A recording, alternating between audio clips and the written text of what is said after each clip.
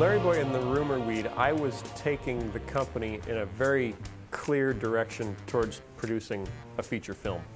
I think the studio, was up to 50 or 60 people at that point, and we were pushing everything, as far as we could. We were pushing the lighting, we were pushing the score, we were pushing the animation, we were pushing the effects.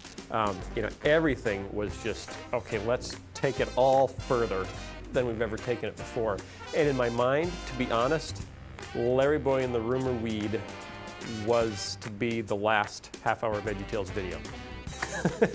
And the one after that was Jonah.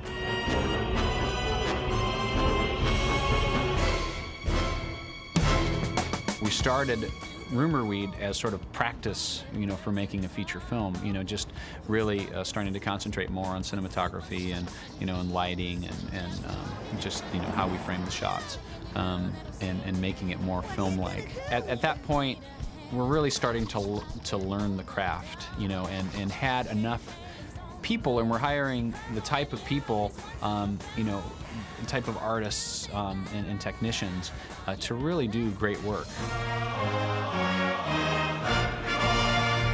I remember I was working on the design for the Rumor Weed, and we were going back and forth with how scary she should look and how funny she should look.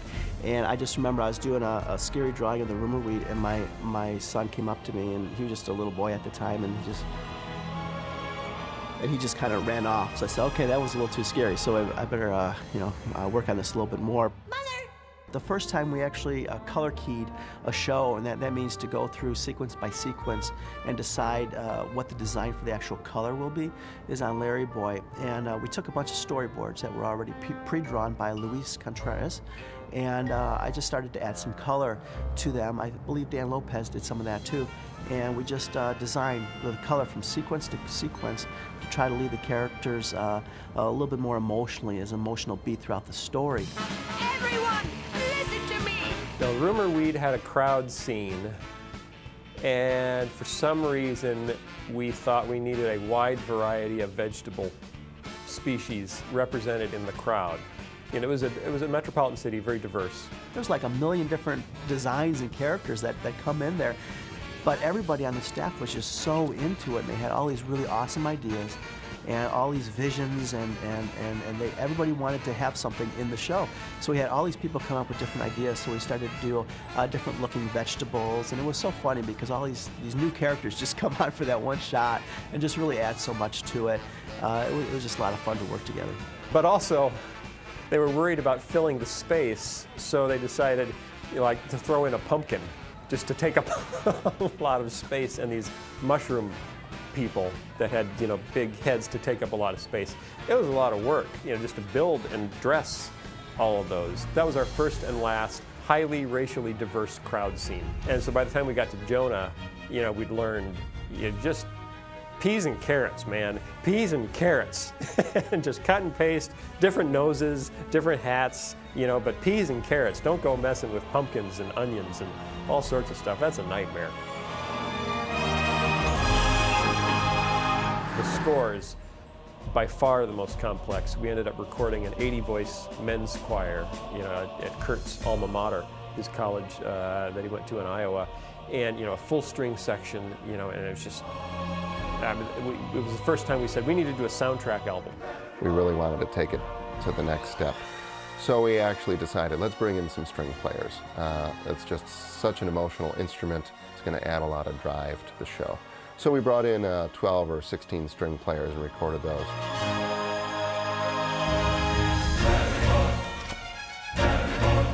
The other element, of course, was the choir again. Okay, we had a choir in the Larry Boy.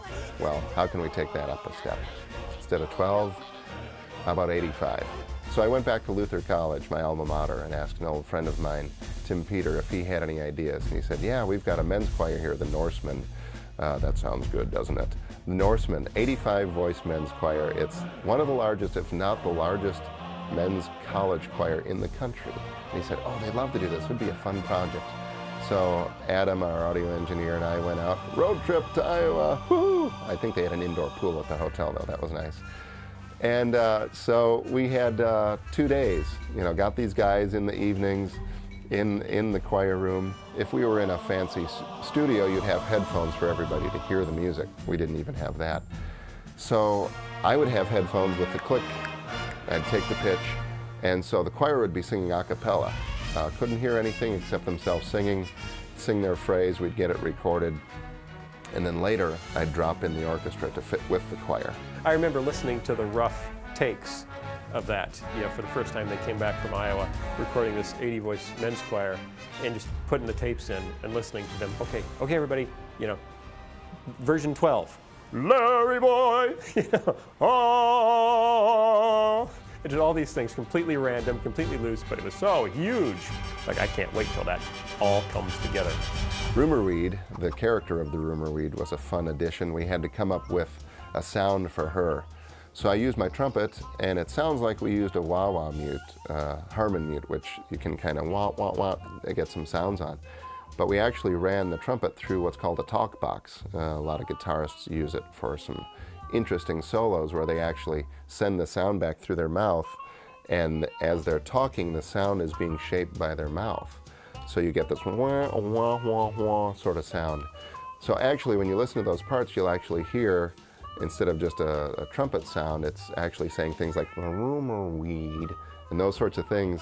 It's kind of in the background there, but it's a little fun idea that we had that I've never seen used on a brass instrument before. I remember some of those late nights I was at the office by myself writing, and we had this box just sitting under one of the desks, and it was full of fan mail that got sent in. We hadn't gotten through all of it or hadn't posted it yet. And I just leafed through it, and that's when a lot of times it would really strike me the impact that we were making. Because you don't get that daily. You're in the grind, you're talking to your co-workers who are in the thick of things with you, and yet out there's people going, wow, this is affecting my kids, they're learning something. And it's just wonderful to see how these stories are impacting people. And that's what makes it so great when you're up late at night and working and wondering, okay, does this really matter? And then you see this sort of response, you go, wow, that's really a good payoff. Help is on the way. Alfred, we've got some gardening to do. Rumorweed was also kind of a highlight because we were exploding as a company. I think we're up to probably 120 people. And to debut Rumorweed, we rented the Hard Rock Live, the Hard Rock Cafe's huge thing at City Walk at Universal Studios, and filled it, packed it with people, and then premiered this film. It was just a huge, huge party. Probably the biggest party we've ever had at Big Idea. It's like, the sky's the limit. Let's go make a movie. That's really what launched us into making a movie.